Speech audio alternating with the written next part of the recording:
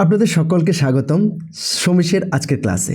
আজকে আমরা রাম মন্দিরের উপর বিভিন্ন ধরনের এমসিকিউ কভার করব, লাস্টে কয়েকটি ইম্পর্টেন্ট পয়েন্টও বলে দেব। বাকি আমাদের যে অলরেডি আমি একটা ভিডিও নিয়ে এসেছিলাম রাম মন্দিরের উপর, সেটাতে আপনারা অবশ্যই পুরো ইনফরমেশন অলরেডি পেয়ে গেছেন, একদম ইনডেপথ ইনফরমেশন সেখানে আছে, সেটাও দেখে নিতে পারেন। আরেকটা কথা বলবো, আগামী যত এক্সামগুলো আসছে, সেটা রিটেন হোক আর ইন্টারভিউ হোক, সেখানে কিন্তু এই ধরনের প্রশ্ন আসবে, রাম মন্দির নিয়ে বিভিন্ন ধরনের প্রশ্ন আসবে, সুতরাং সেগুলো কিন্তু বুঝে নেওয়া খুবই দরকার। তো আমি চেষ্টা করব বেশির থেকে বেশি এমসিকিউ বুঝিয়ে দেওয়ার, যাতে করে আপনাদের কোনো কিছু মিস না হয়। তারপরেও আপনারা একটু এডিশনাল নলেজের জন্য একটু পড়াশোনা আরও এডিশনাল করতে পারেন, সেখানে কোনো সমস্যা নেই। চলুন আমরা প্রথম প্রশ্ন দিয়ে শুরু করি।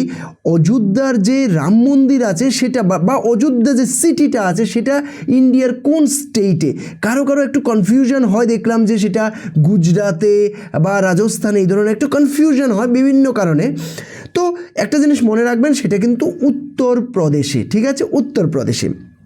নেক্সট প্রশ্ন যদি আমরা যাই, নেক্সট প্রশ্ন হচ্ছে কোন কোম্পানি রাম মন্দির কনস্ট্রাকশনে হেল্প করছেন বা কনস্ট্রাকশন করছেন?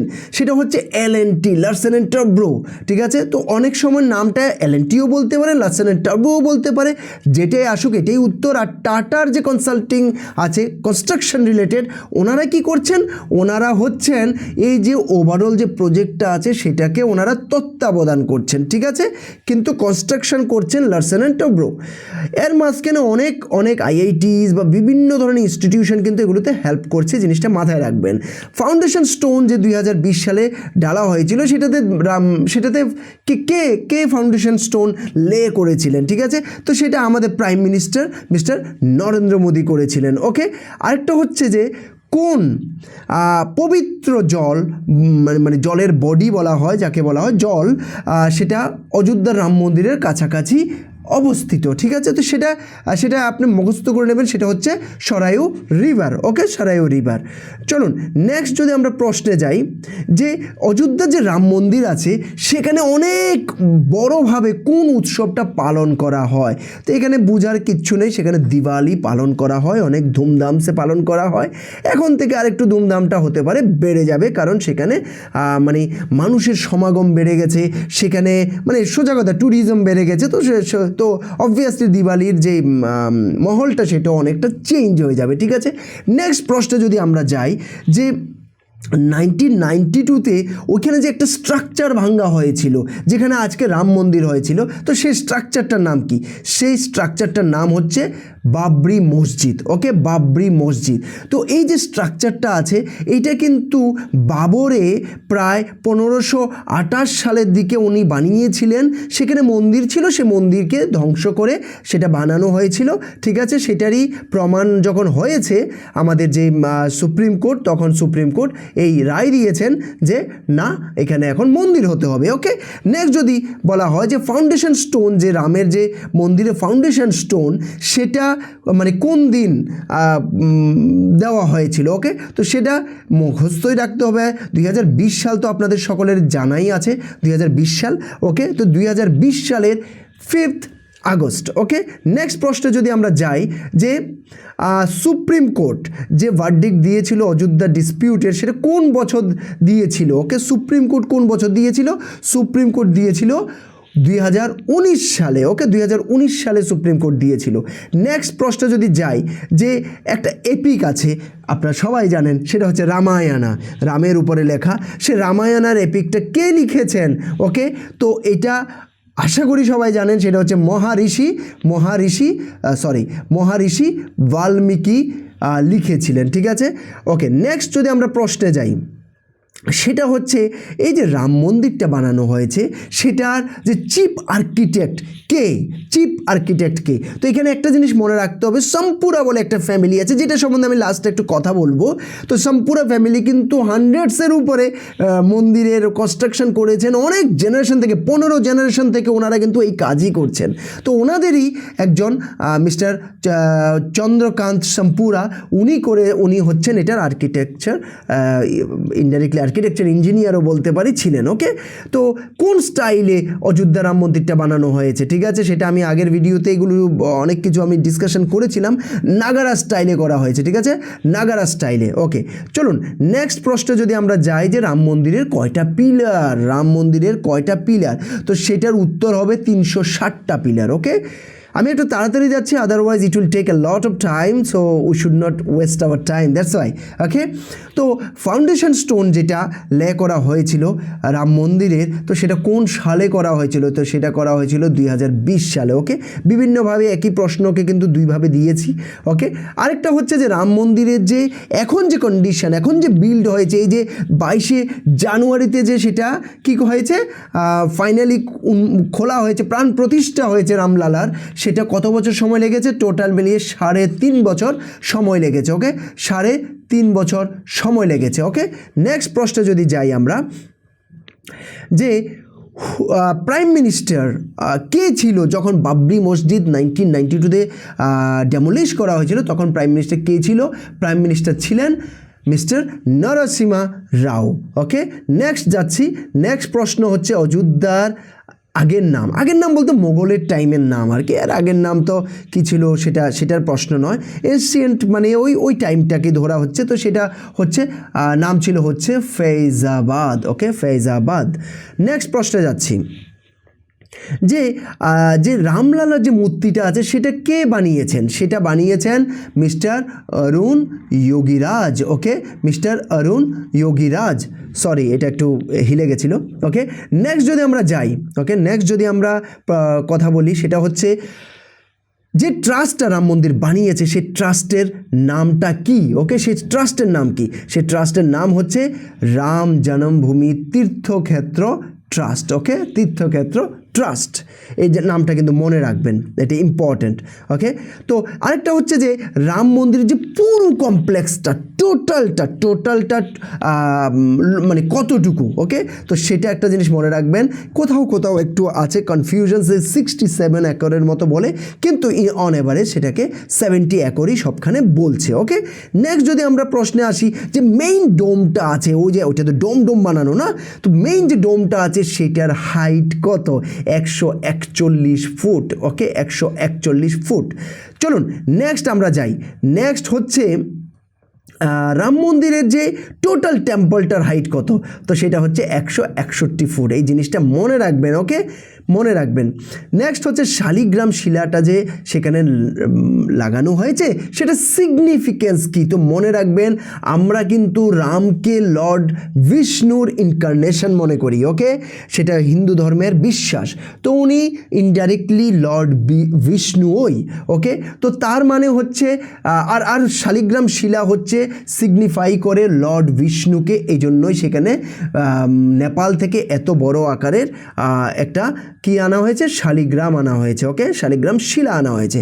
নেক্সট যদি আমরা প্রশ্নে যাই, যে অযোধ্যার যে ইস্যুটা সেটা কখন শুরু হয়েছিল, দেখুন অযোধ্যার ইস্যু অনেক পুরনো ইস্যু, ঠিক আছে, 1528 সালে ভেঙে সেখানে মন্দির করা হয়েছে, এরপরে অনেক কিছু হয়েছে, কিন্তু এগুলোর কোথাও তো কোনো লেখাজোখা পাওয়া যায়নি, ঠিক আছে, কিন্তু 1858-এর 30 নভেম্বরে সেখানে কিন্তু একটা কেস বা এই ধরনের একটু লেখাজোখা পাওয়া গেছে, প্রমাণ পাওয়া গেছে, তখন থেকে কিন্তু এটা নিয়ে সমস্যা চলছে। ফাইনালি আমাদের 90s-এর দিকে এটার মানে 80s-এর দিকে শুরু হয়েছে, 90s-এর দিকে জোরদার এটার প্রতি একটা আন্দোলন শুরু হয়েছে। ফাইনালি সেটা এলাহাবাদ কোর্টে গেছে, এলাহাবাদ কোর্ট থেকে বলেছে সবাইকে ভাগ করে দেওয়ার জন্য, তিনটা আলাদা সেক্টে ভাগ করার জন্য। ফাইনালি সেটা সুপ্রিম কোর্টে গেল, সেখান থেকে আরও বেশি এএসআই যে আছে আর্কিওলজিক্যাল সার্ভে অফ ইন্ডিয়া, ওনারা প্রপার সার্ভে করে পুরো ডিক্লেয়ার করে দিয়েছেন যে এইখানে মন্দিরই ছিল। ওকে, আর যেই এপিকটা রামায়ের লাইফের উপরে কানেক্টেড আছে সেটার নাম কি? একদম এখানে কিচ্ছু না, সেটা হচ্ছে রামায়ণা। ওকে, নেক্সট প্রশ্ন হচ্ছে এই প্রশ্নটা একদম ইজি প্রশ্ন যে অযোধ্যার রাম মন্দিরে কোনটা হচ্ছে সবচেয়ে ইম্পর্টেন্ট ফিগার, সেটা কি? লর্ড রাম। ওকে, লর্ড রামা। তো নেক্সট যদি প্রশ্নে আসি, যে ডিসপিউটেড ল্যান্ডটা আছে, মেইন যে ডিসপিউটেড ল্যান্ডটা, সে ল্যান্ডটা কতটুকু? তো সেটা অ্যাকচুয়ালি 2.77 একর। ওকে, নেক্সট প্রশ্নে যাচ্ছি। কমে আসছে প্রশ্ন যে টোটাল অযোধ্যার রাম মন্দিরের জন্য খরচা কতটুকু হয়েছে। দেখুন, বাজেট একটা ছিল, পরে খরচা অনেকটা বেড়ে প্রায় 1800 কোটি টাকা সবখানে দেখানো হয়। প্লাস যেহেতু মানুষ অনেক ডোনেশন দিয়েছে, তো সেই হিসেবে যে ট্রাস্ট আছে, ট্রাস্টের অ্যাকাউন্টে থাউজেন্ডস অফ ক্রোর্স আরও রয়ে গেছে। ওকে, তো তার মানে ওই এরিয়াটা কতটুকু ডেভেলপমেন্ট হবে, ইউ ক্যান ইমাজিন। ওকে, পুরো একটা হাব হয়ে যাবে, পুরো দুনিয়ার থেকে লোক যাবে, অযোধ্যার পুরো চেহারাই চেঞ্জ হয়ে যাবে। চলুন নেক্সট যদি আমরা বলি, মসজিদের জন্য যে ভার্ডিক্ট দেওয়া হয়েছিল, সেখানে যে বলা হয়েছে যে মন্দির সেখানে গড়তে হবে, তো সেখানে মসজিদের জন্য কতটুকু জায়গা দিতে বলা হয়েছিল, সেটা হচ্ছে 5 একর জায়গা দিতে বলা হয়েছিল। ওকে, নেক্সট যদি আমরা প্রশ্নে যাই, 20th সেঞ্চুরির লাস্টের দিকে, মানে এই যে 90s বললাম, 92 এর দিকে বা 90s এর দিকে, কে লিড করেছিল, এই যে মুভমেন্টটা হয়েছিল, সেটা কে লিড করেছিল? সেটা হচ্ছে মিস্টার LK আডবাণী। ওকে, LK আডবাণী। নেক্সট হচ্ছে বাবরি মসজিদ যে ডেমোলিশ হয়েছিল, সেটা কখন হয়েছিল? 6 ডিসেম্বর 1992-তে সেটা ডেমোলিশ হয়েছিল। ওকে, তো এটা মাথায় রাখবেন। নেক্সট প্রশ্ন হচ্ছে যে মুঘলের যে এম্পারার বাবর, উনি কখন মারা গিয়েছিলেন? তো উনি মারা গিয়েছিলেন 1530 সালে 26 ডিসেম্বরে উনি মারা গিয়েছিলেন। ওকে, নেক্সট প্রশ্নে আসি। যে ম্যাটেরিয়ালটা ইউজ করা হয়েছে রাম মন্দিরের কনস্ট্রাকশনের জন্য, সেটার নাম কি? সেটার নাম স্যান্ডস্টোন। ওকে, আমার আগের ভিডিওতে এগুলো অলরেডি শুনেছেন। ওকে, নেক্সট যদি বলি, বাবর যে মসজিদটা বানিয়েছে, সেটা কখন বানিয়েছিলেন? উনি সেপ্টেম্বর মাসে 1528 সালে বানিয়েছিলেন। ওকে, 1528 সালে, ওনার মৃত্যুর জাস্ট 2 বছর আগে সেটা উনি বানিয়েছিলেন।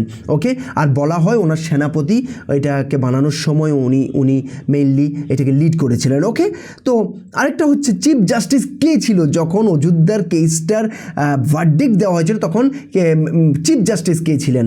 উনি ছিলেন মিস্টার রঞ্জন গগৈ। ওকে, নেক্সট প্রশ্নে যাচ্ছি। নেক্সট প্রশ্নটা হচ্ছে কোন রাজা, ও যে এখন যেখানে রাম মন্দির হয়েছে, বিলিভ করা হয় সেখানে প্রথম মন্দির বানিয়েছিলেন? তো সেটা কেউই নয়, রাজা দশরথ সেখানে মন্দির এমনিতেই বানিয়েছিলেন। ওকে, তো উনি তো এমনিতেই একটু ভালো ব্যক্তিত্ব ছিলেন, ভালো রাজা ছিলেন, তো উনি বানিয়েছিলেন।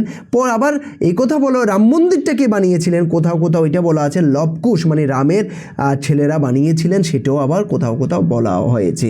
আর যদি আমি বিগ লেভেলে বলি, যেই লেভেলের মন্দির এখন বাবরি মসজিদের নিচে ছিল, সেই ধরনের মন্দির হতে পারে আরও পরে অন্য কেউ বানিয়েছেন, তো সেটার আমার কাছে আপাতত ডাটা নেই। ওকে, নেক্সট লাস্ট যে ভার্ডিক্টটা হয়েছিল, ওকে, সেটা কখন ভার্ডিক্টটা দেওয়া হয়েছিল? ওকে, তো সেটা 2019 সালে দেওয়া হয়েছিল, আর 9 নভেম্বর দেওয়া হয়েছিল। ঠিক আছে, সো যে ভার্ডিক্টটাতে বলা হয়েছে সেখানে মন্দির বানানোর জন্য। চলুন আমরা ওভারঅল কিন্তু MCQগুলো শেষ করে নিলাম। আর এখনও প্লিজ সাবস্ক্রাইব না করে থাকলে প্লিজ সাবস্ক্রাইব করে নেবেন, আর একটু কমেন্ট করে মোটিভেট করবেন, আর প্লাস যদি ভালো লেগে থাকে অবশ্যই লাইক করবেন। আর আমাদের যে ডেসক্রিপশান আছে সেখানে কিন্তু হোয়াটসঅ্যাপ গ্রুপের লিঙ্ক দেওয়া থাকে, সেটাকে জয়েন করে নেবেন, অনেক ধরনের ইনফরমেশান পেতে থাকবেন। চলুন, রাম জন্মভূমি তীর্থক্ষেত্রের যে চেয়ারম্যান, সেটার নামটা জানা কিন্তু খুব দরকার। ওকে, চেয়ারম্যানের নাম জানা খুব দরকার। তো চেয়ারম্যানের নামটা কি? মহন্ত নিত্যগোপাল দাস, এই নামটা কিন্তু জানা খুব দরকার। এরপর নেক্সট যদি আমরা প্রশ্নে যাই, জেনারেল সেক্রেটারি কে? রাম জন্মভূমি তীর্থক্ষেত্রের যে জেনারেল সেক্রেটারি, ওনার নামটাও কিন্তু জেনে রাখা দরকার। ওনার নাম হচ্ছে মিস্টার চম্পট রায়। আরেকটা যে ইম্পর্টেন্ট আমি কথা বলছিলাম, যে 1988 সালেই কিন্তু সম্পুরা যে ফ্যামিলিটা আছে আহমেদাবাদের, ওকে, আহমেদাবাদের, ওনারা কিন্তু অলরেডি 1988 সালেই কিন্তু অলরেডি রাম মন্দিরের ডিজাইন রেডি করে রেখে দিয়েছিলেন। ওনারা কতটুকু পজিটিভ গরিব ছিলেন, এবার চিন্তা করতে পারেন।